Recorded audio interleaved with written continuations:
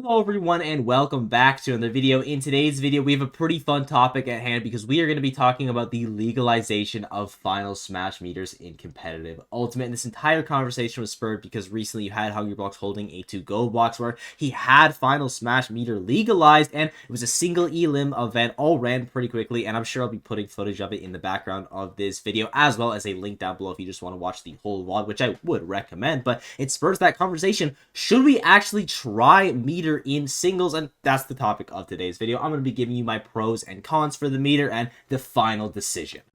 Let's start on a positive note with the pros, and I think the easiest pro to identify, as well as the biggest one, is just going to be the viewing experience. Final Smash Meter is like objectively hype, even though I would be extremely mad if my favorite player just got hit at 0 and died to a Final Smash.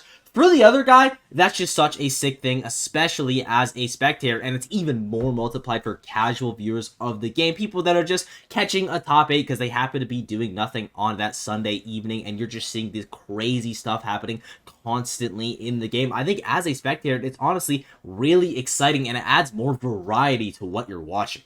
Another big pro is going to be that I just think change is good, especially for a game like Smash Ultimate, which is almost 6 years old at this point. A lot of the interactions you've seen 100 times over, things just kind of get mundane, you get a little bit bored with it, and this could breathe new life into the game, bring some players back just to see these new interactions. And the interactions are absolutely ridiculous because every single character can kill pretty much every single character at 0, and it just makes the X factor of Smash Ultimate in general way higher. These next 2 points can be conceived as both pros and cons depending on what side of the fence you're on, so I'm just going to kind of put them in the middle. The first one is going to be that with Final Smash Meter, Smash Ultimate is just an objectively easier game to play because you can take an entire opponent stock with 1, maybe 2 buttons if you want to get a little bit fancy with it. So the entry level of play is just way more accessible to pretty much every single player that is touching the game. Now people that are always going 0-2 have a very real chance of going 1-2 or 2-2. And while at the super top level of competitive Smash Ultimate, that has no impact for the local scene and the majority of people that are in the scene, that could have a huge difference in the success they're finding in tournaments, which could also lead to them just enjoying the game more. And the con of that is, of course, going to be that the better player isn't always going to win, and the players that are maybe always going 2-2, 2-3 are now going 0-2, 1-2, and they feel like they're getting robbed, they're getting cheesed all the time. They don't want to play the game anymore because Final Smash is ruining it for them. But as I said, there's 2 sides to that argument.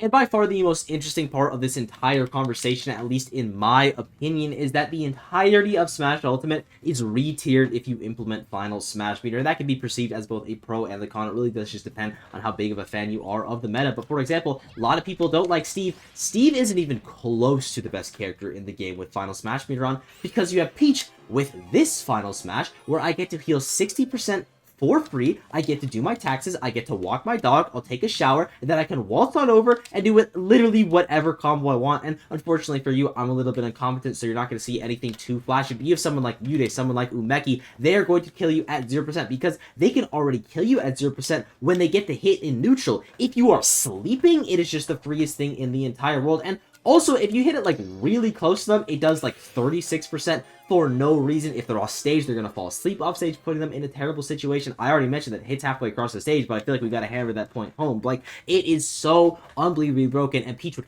clearly be the best character in the game. You have characters like Zelda, for example, who's one of the worst characters in the game. I think she's absolute garbage, but she has such an amazing Final Smash. It kills you pretty much anywhere at like 50%. You literally just evaporate. That's going to go from like a bottom 10 character to at least a high tier character. There's a bunch of characters like that. You have some characters like Sonic, for example, doesn't have the best Final Smash, so is he going to get beaten out by characters that aren't like terrible? Obviously, other good top tier characters, like maybe a Snake, for example. Snake Final Smash is pretty good. Does that Final Smash from Snake make him better than Sonic? Because the base was already good and the X factor is so much stronger. It just changes the meta of the game entirely.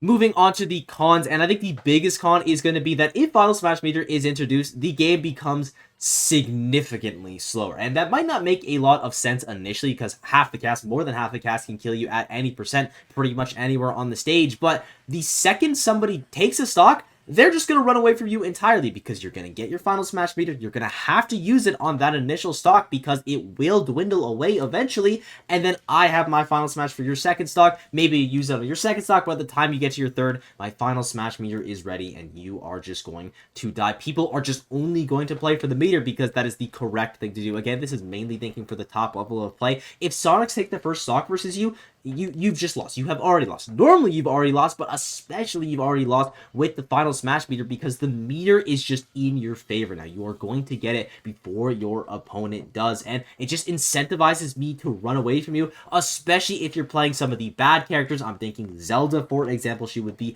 a major problem, just only camping, only waiting for her final smash meter. A lot of bad characters just are only going to rely on that tool, and they're just not going to force any interactions because the longer the clock goes out, the more meter they get, the more likely they are to win.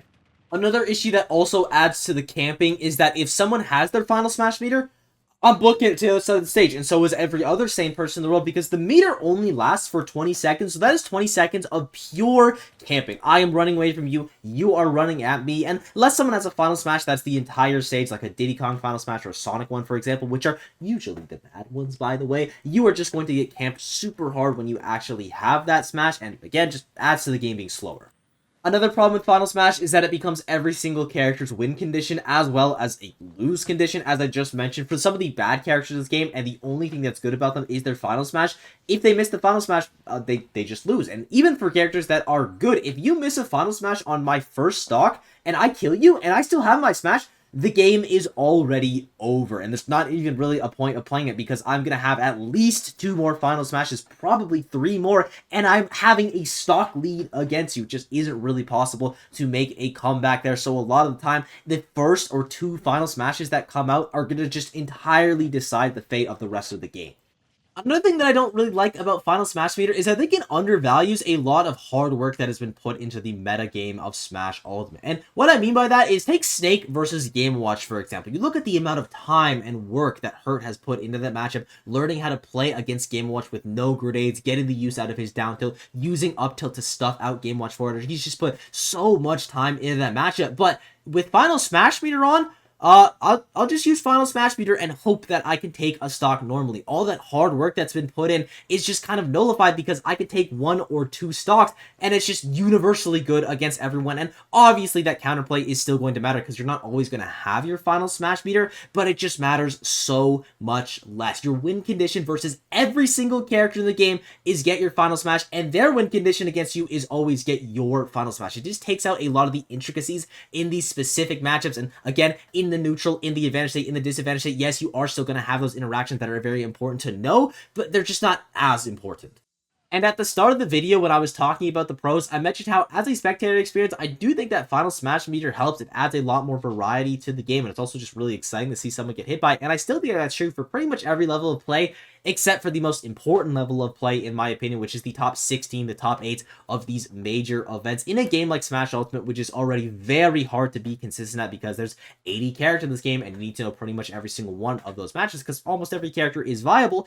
Adding Final Smash Meter is just another level of inconsistency because the guy that's in your round 2 pool can just play Marth and his Final Smash kills you at 0 anywhere on the stage. That's not an exaggeration. And your favorite player, a top 10 player in the world, can just lose because they ended up getting hit by that 3 or 4 times within a set. That is a very realistic thing that could happen, and I think it would happen constantly. So you'd be seeing these players in top 8, in top 16 that straight up just do not deserve to be there. They're only winning because their usage of Final Smash was better than the people that they beat. And I also just think it lowers the ceiling of the game for that reason that I just mentioned. But even in these top 8s, sometimes you'll see Tweak do a crazy conversion where he does like 50%, does this crazy banana combo on the platform, steals a stock at 60. That's ludicrous. But he would just press B and get the exact same result. And that would be so much of these top 8s, just players playing for their Final Smash instead of playing for their normal win conditions. They're not going for these crazy combos because they don't need to go for these crazy combos. You don't get to see cool stuff as often. You do get to see cool cutscenes, but that's about it.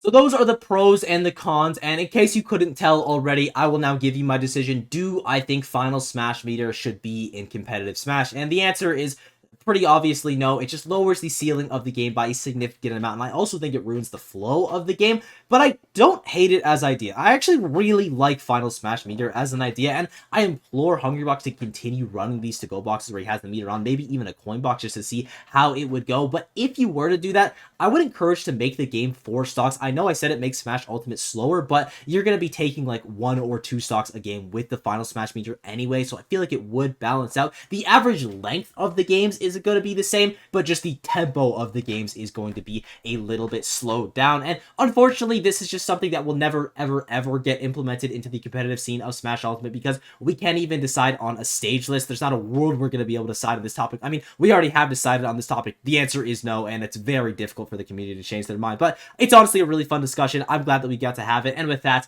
I thank you all for watching. I hope you know the sport has been absolutely unreal as of late. I'm very curious what y'all think about this topic. It's really a discussion that we've never had before, despite the game being almost 6 years old at this point. So leave a comment down below, sub while you're down there, and I will see you all in the next one. Bye-bye!